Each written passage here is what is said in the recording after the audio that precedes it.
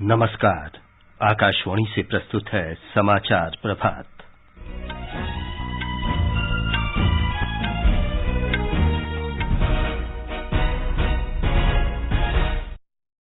प्रधानमंत्री नरेंद्र मोदी आज शाम 4:30 बजे कोविड की स्थिति पर मुख्यमंत्रियों के साथ बातचीत करेंगे। सरकार ने कहा, कोविड का नया वेरिएंट ओमिक्रॉन सामान्य जुकाम मात्र नहीं है, इसे हल्के में नहीं लिया जाना चाहिए।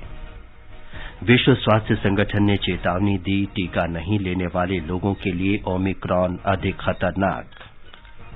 प्रधानमंत्री ने तमिलनाडु में 11 नए सरकारी मेडिकल कॉलेजों और चेन्नई में केंद्रीय शास्त्रीय तमिल संस्थान के नए परिसर का उद्घाटन किया।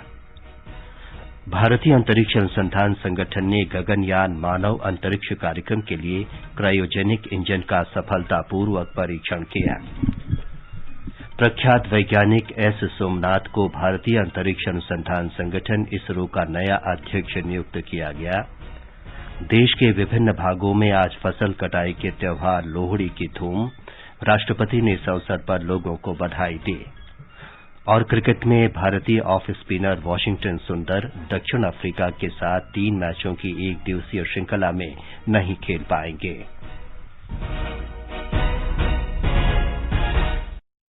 समाचार प्रभात में नवीन सक्सेना के साथ मैं विमलेंदु पांडे। देश के कई हिस्सों में कोरोना संक्रमण तेजी से फैल रहा है। हमारी अपील है कि आप सतर्क रहें और 15 से 18 वर्ष के किशोरों सहित अन्य लोगों के टीकाकरण में मदद करें। कोरोना वायरस के नए स्वरूप ओमिक्रॉन से चिंताएं बढ़ी हैं।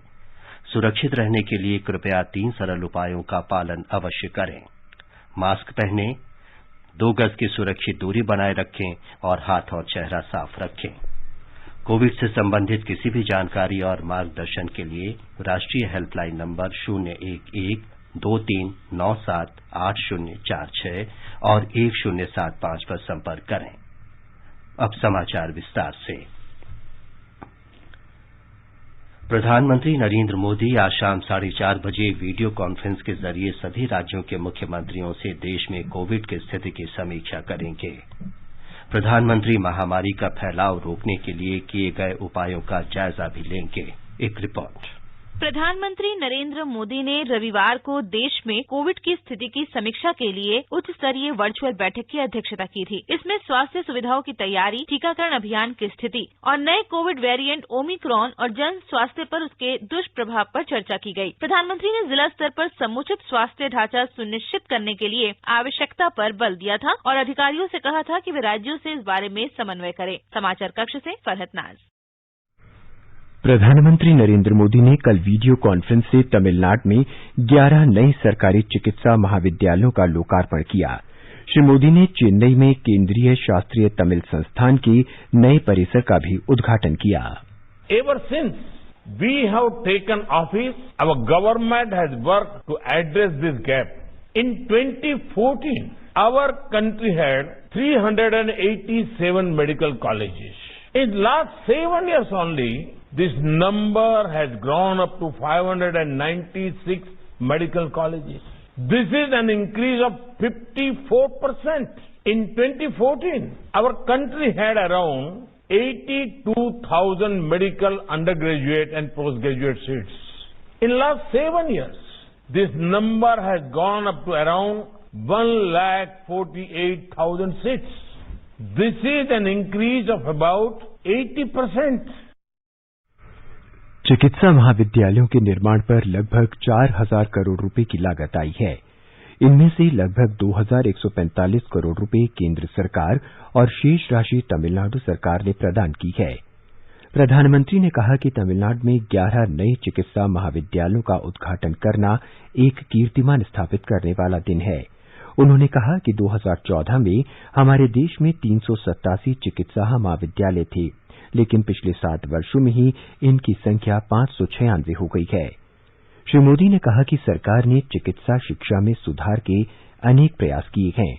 उन्होंने कहा कि संयुक्त राष्ट्र में दुनिया की सबसे पुरानी भाषा तमिल में कुछ शब्द बोलने का अवसर मिलना उनके जीवन के सबसे सुखद क्षणों में से एक था। प्रधानमंत्री ने कहा है कि विश्व भारत की ओर बड़ी आशा और विश्वास से देख रहा है। पुदुचेरी में कल उन्होंने राष्ट्रीय युवा महोत्सव का वर्चुअल माध्यम से उद्घाटन किया। प्रधानमंत्री ने इस बात पर जोर दिया कि यदि भारत के युवा प्रौद्योगिकी की तरफ आकर्षित हैं तो वे लोकतंत्र के प्रति सजग भी हैं। विश्व में युवाओं की अधिक संख्या वाले देश भारत में लोकतांत्रिक मूल्य अतुलनीय हैं।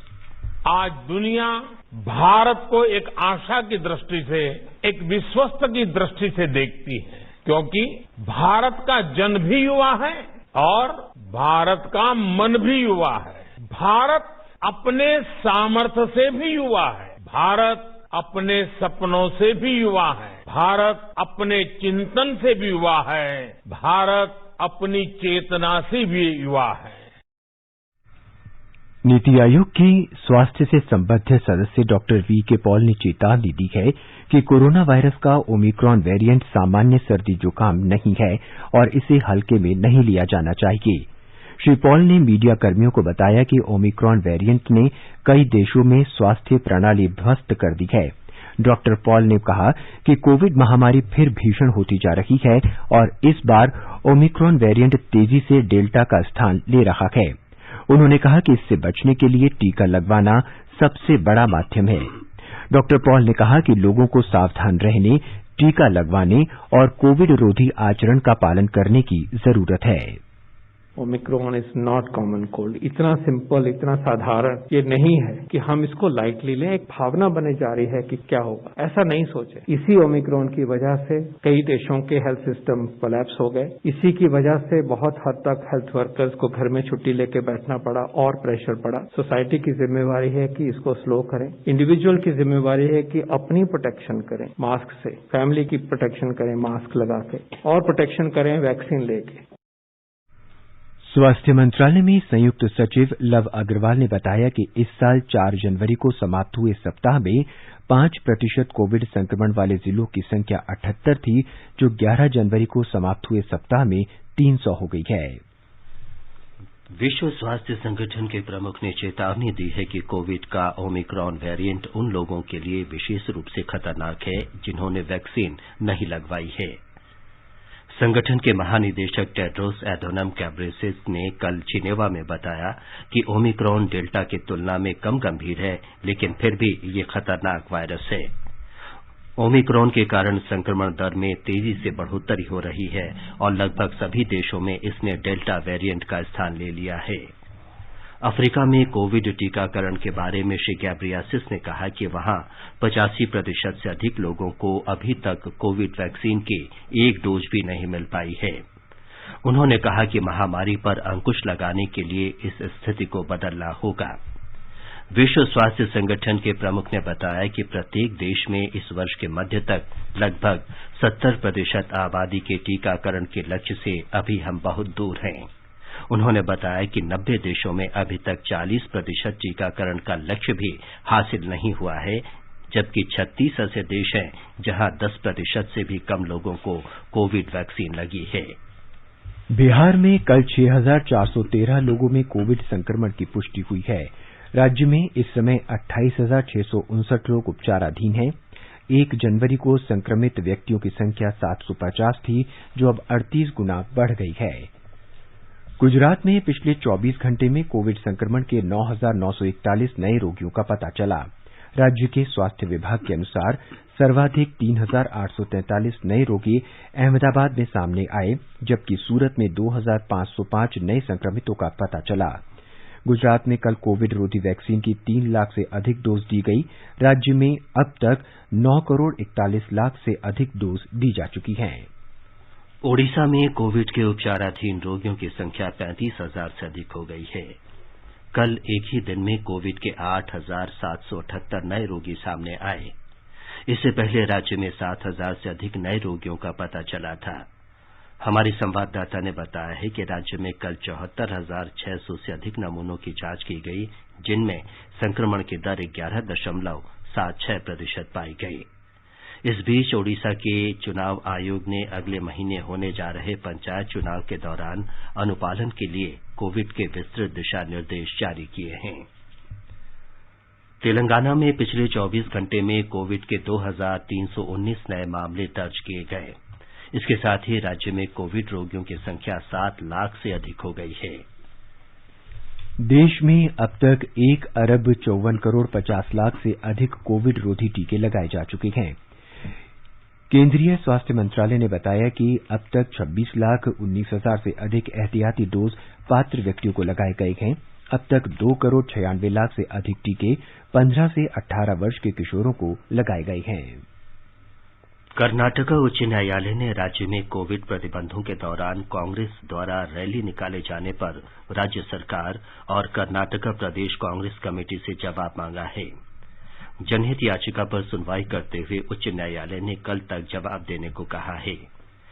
इस बीच राज्य के गृह मंत्री आराग ज्ञानेंद्र ने 2 कांग्रेस नेताओं के कोविड संक्रमित होने के बावजूद कांग्रेस नेताओं द्वारा रैली जारी रखने के रवैये पर दुख व्यक्त किया। ये समाचार आकाशवाणी से प्रसारित किए जा रहे हैं।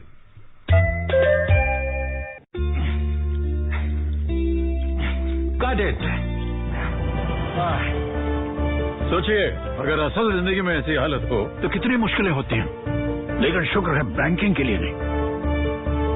अगर आपकी उम्र 70 साल से अधिक हो या आप दिव्यांग हो तो बैंक आपको कुछ जरूरी बैंकिंग सुविधाएं घर बैठे बैठे दे सकता है। आरबीआई कहता है, जानकार बनिए, सतर्क रहिए। अधिक जानकारी के लिए 14440 पर मिस्ड कॉल दें। भारतीय रिजर्व बैंक द्वारा जनहित में जारी। माँ कब आएगा? अभी आएगा। अरे बोलो ना माँ, कब आएगा? बोला ना, अभी आ जाएगा। ये ले, आ गया कुआं। अरे कुआं नहीं माँ, हमारे घर नल से जल कब आएगा? नल से? अरे गुड्डी, बहुत जल्दी आएगा पानी। जल जीवन मिशन आ चुका है। हम 1 कदम उठाएंगे तो सरकार 10 कदम उठाएगी। सच? तुम्हारे मुंह में घी शक्कर। घी शक्कर नहीं माँ, स्वच्छ जल। 2024 तक देश के सभी 19 करोड़ घरों में पहुंचेगा पीने का साफ पानी। अब होगा हर घर जल। जल जीवन मिशन, जल शक्ति मंत्रालय, भारत सरकार। खुजली झटपट दूर करे, जालिम लोशन। वही नाम वही काम, कुछ भी नहीं बदला। चर्म रोगों का दुश्मन जालिम लोशन। समाचार प्रभात में आपका फिर स्वागत है। आगे बढ़ने से पहले एक नजर मुख्य समाचारों पर। प्रधानमंत्री नरेंद्र मोदी आज शाम 4:30 बजे कोविड की स्थिति पर मुख्यमंत्रियों के साथ बातचीत करेंगे। सरकार ने कहा, कोविड-19 का वेरिएंट ओमिक्रॉन सामान्य जुकाम नहीं है, इसे हल्के में नहीं लिया जाना चाहिए। विश्व स्वास्थ्य संगठन ने चेतावनी दी, टीका नहीं लेने वाले लोगों के लिए ओमिक्रॉन अधिक खतरनाक। प्रधानमंत्री ने तमिलनाडु में 11 नए सरकारी मेडिकल कॉलेजों और चेन्नई में केंद्रीय शास्त्रीय तमिल संस्थान के नए परिसर का उद्घाटन किया। भारतीय अंतरिक्ष अनुसंधान संगठन ने गगनयान मानव अंतरिक्ष कार्यक्रम के लिए क्रायोजेनिक इंजन का सफलतापूर्वक परीक्षण किया। प्रख्यात वैज्ञानिक एस सोमनाथ को भारतीय अंतरिक्ष अनुसंधान संगठन इसरो का नया अध्यक्ष नियुक्त किया गया। देश के विभिन्न भागों में आज फसल कटाई के त्योहार लोहड़ी की धूम। राष्ट्रपति ने इस अवसर पर लोगों को बधाई दी। और क्रिकेट में भारतीय ऑफ स्पिनर वाशिंगटन सुंदर दक्षिण अफ्रीका के खिलाफ 3 मैचों की एकदिवसीय श्रृंखला में नहीं खेल पाएंगे।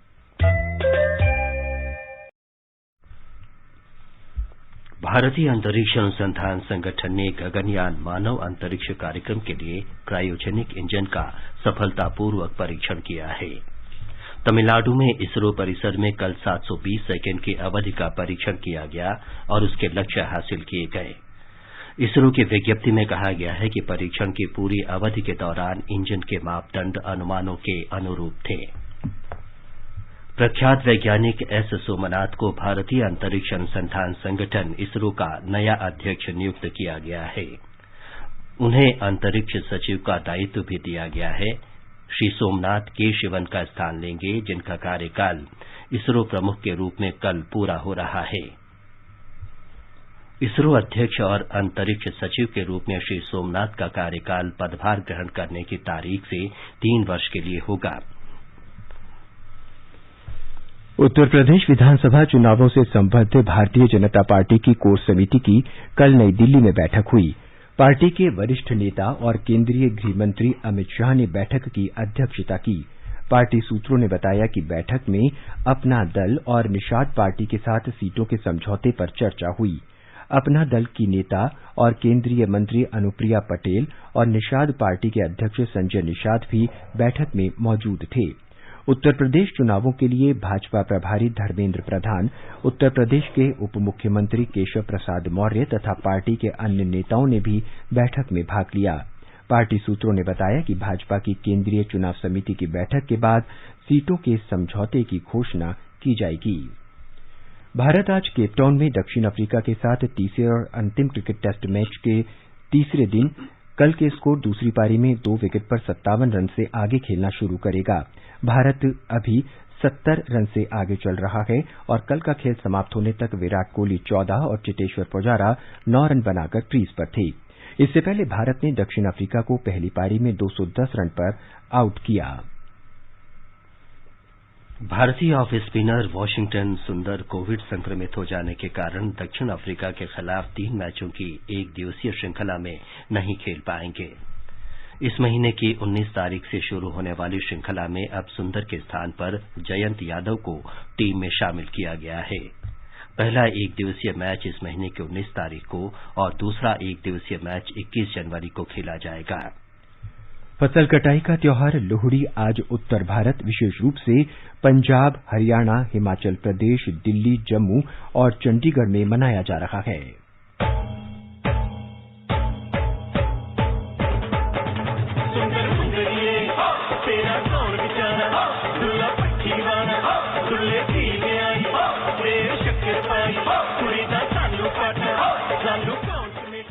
ये पर्व उत्तरी गोलार्ध में सर्दी की लंबी रातों के अंत और गर्मी के लंबे दिनों की शुरुआत का प्रतीक है। आज से सूर्य उत्तरायण की ओर बढ़ता है। फसल कटाई से संबद्ध इस उत्सव के अवसर पर लोहड़ी में मक्का के फूले, मूंगफली, रेवड़ी और गजक पड़ोसियों, मित्रों और संबंधियों में बांटी जाती है। राष्ट्रपति रामनाथ कोविंद ने इस अवसर पर लोगों को शुभकामनाएं दी हैं। श्री कोविंद ने आपसी भाईचारे और जीवन में खुशहाली की कामना की है। आजादी के अमृत महोत्सव के अंतर्गत आकाशवाणी समाचार अपनी श्रृंखला वीर गाथा में प्रत्येक बृहस्पतिवार परिक्रमा कार्यक्रम में प्रमुख क्रांतिकारियों की प्रेरक कहानी प्रस्तुत करता है। आजादी के अमृत महोत्सव के पावन अवसर पर आकाशवाणी समाचार के कार्यक्रम परिक्रमा में बृहस्पतिवार को शाम 4:45 पर सुनिए देश की आजादी में अपना अमूल्य योगदान देने वाले भारतीय स्वतंत्रता संग्राम के सेनानियों की वीर गाथा।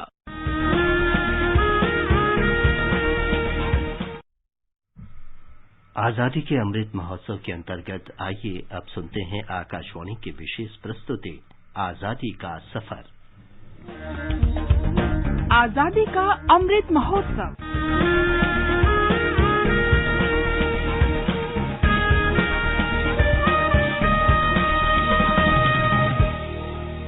आजादी का सफर आकाशवाणी समाचार के साथ एक राष्ट्र का उदय, भारत का गौरवशाली स्वतंत्रता संग्राम आधुनिक विश्व में घटित महानतम संघर्षों में से एक है। आकाशवाणी समाचार प्रत्येक दिन इस स्वतंत्रता आंदोलन की एक झलक आप तक पहुंचा रहा है। 1857 के विद्रोह से बहुत पहले भारत के जनजातीय समुदायों ने उपनिवेशवादियों का विरोध करते हुए अपने प्राणों का उत्सर्ग किया। तिलका मांझी उन अग्रणी जनजातीय स्वतंत्रता सेनानियों में से एक थे। वे वर्ष 1784 में 13 जनवरी को शहीद हुए थे।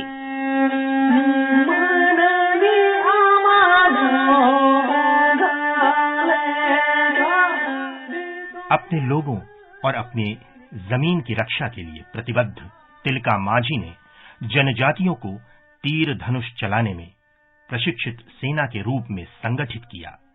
वर्ष 1770 में संथाल क्षेत्र में भीषण अकाल पड़ा। लोग भूख से मरने लगे। तिलका ने ईस्ट इंडिया कंपनी का खजाना लूटा और इसे गरीबों में बांट दिया। तिलका के इस मानवीय कार्य से प्रेरित होकर कई अन्य जनजाति भी विद्रोह में शामिल हो गए। इसके साथ ही शुरुआत हुई उनके संथाल हूल यानी संथालियों के विद्रोह की। तिलका माझी ने 1771 से 1784 तक अंग्रेजों और उनके सहयोगियों पर हमले जारी रखे।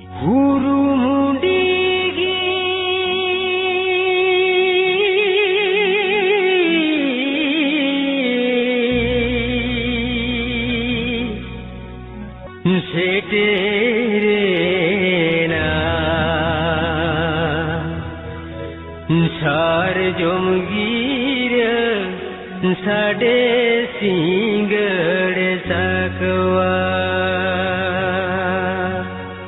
वर्ष 1784 अंग्रेजों के खिलाफ पहले सशस्त्र विद्रोह का वर्ष माना जाता है। तिलका माझी ने ईस्ट इंडिया कंपनी के प्रशासक ऑगस्टस क्लीवलैंड पर हमला कर उन्हें बुरी तरह घायल कर दिया। तिलका, तिलका, गिद्र तो ना गिद्रा मतम दारे बुरो कर दे जो कने राममान खाने खाने पाते।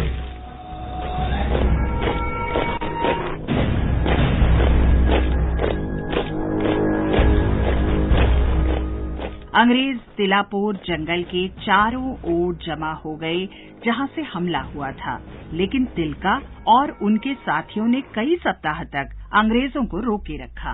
1784 में जब वे अंततः पकड़े गए, उन्हें एक घोड़े की पूंछ से बांध दिया गया और पूरे रास्ते घसीटते हुए भागलपुर कलेक्टर के निवास तक ले जाया गया। वहां पहुंचकर उनके क्षत विक्षत हो गए शरीर को बरगद के पेड़ से लटका दिया। आजादी के बाद सरकार ने उसी स्थल पर उनकी प्रतिमा स्थापित की। भागलपुर विश्वविद्यालय को भी उनके नाम से विभूषित किया गया। माटी के उस महान सपूत को हमारा नमन।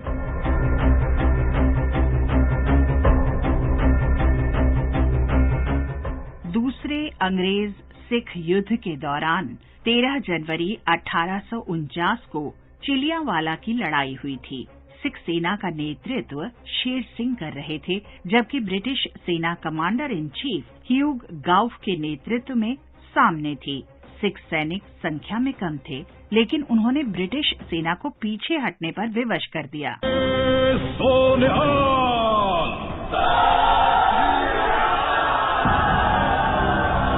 हथियारों और सैनिकों के नुकसान के साथ अंग्रेजों की हार ब्रिटिश सेना के मनोबल पर एक तमाचा था। चिलियांवाला में अंग्रेजों के सम्मान को धक्का उन मुख्य कारणों में से एक था जिसने 9 वर्ष बाद 1857 के विद्रोह को जन्म दिया।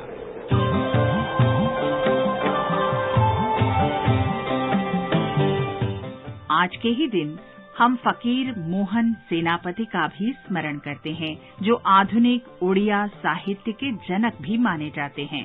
13 जनवरी 1843 को जन्मे फकीर मोहन सेनापति एक समाज सुधारक और सशक्त लेखक थे, जिनकी रचनाओं ने जनमानस में राष्ट्रीयता का संचार किया। नदी परी मो जीवन जाऊ अथी बही हसी कांदी कुळु कुळु कथा कही कही। श्री सेनापति ने संस्कृत से रामायण, महाभारत और श्रीमद् भागवत गीता का ओडिया भाषा में अनुवाद किया। सेनापति ने राष्ट्रीयता और भाषा को एक साथ पिरोया, क्योंकि उनका मानना था कि भाषा से ही राष्ट्रीयता निर्धारित होती है। उन्होंने कहा कि कोई भी राष्ट्र अपनी मातृभाषा खोकर प्रगति नहीं कर सकता। उनका मानना था कि किसी राष्ट्र की भाषा और साहित्य का विकास उसकी प्रगति की मौलिक शर्त है। भारतीय साहित्य को फकीर मोहन सेनापति का अतुलनीय योगदान आने वाली पीढ़ियों को हमेशा हमेशा प्रोत्साहित करता रहेगा। काम क्रोध लोभ मोह कुंभीर भुजंग जतने लुचाउछंती निज निज अंग। और अब आकाशवाणी समाचार के साथ आजादी का सफर की ये कड़ी संपन्न होती है। कल फिर मिलेंगे अगली कड़ी के साथ।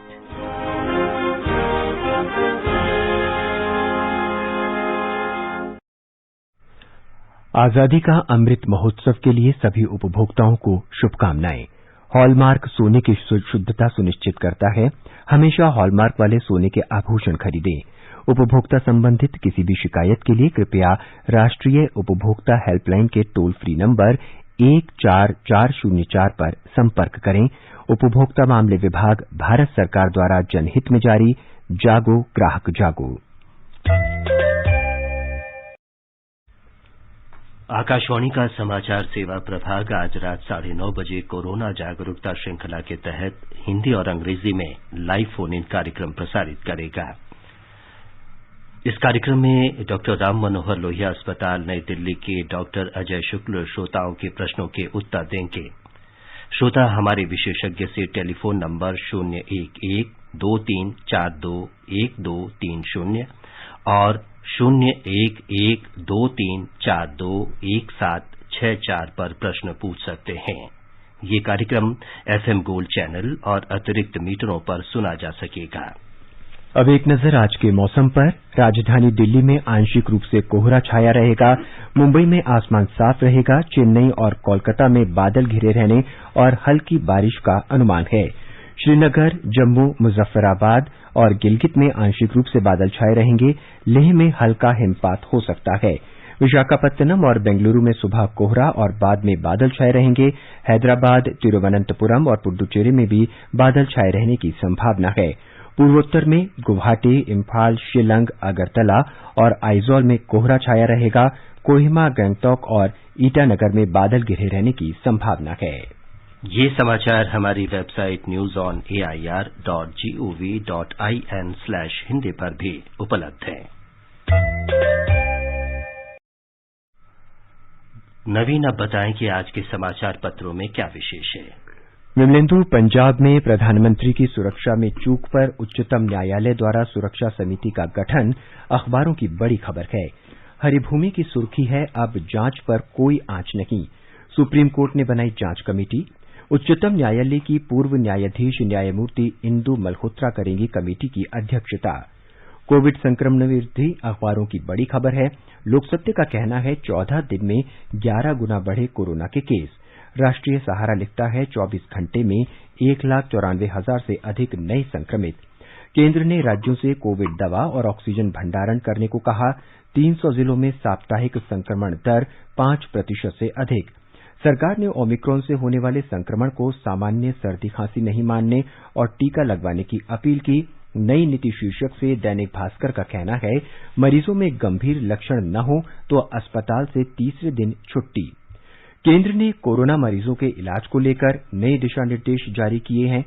नवभारत टाइम्स की सुर्खी है, दिल्ली में एक दिन में 27,000 से ज्यादा नए मरीज, 40 की मौत।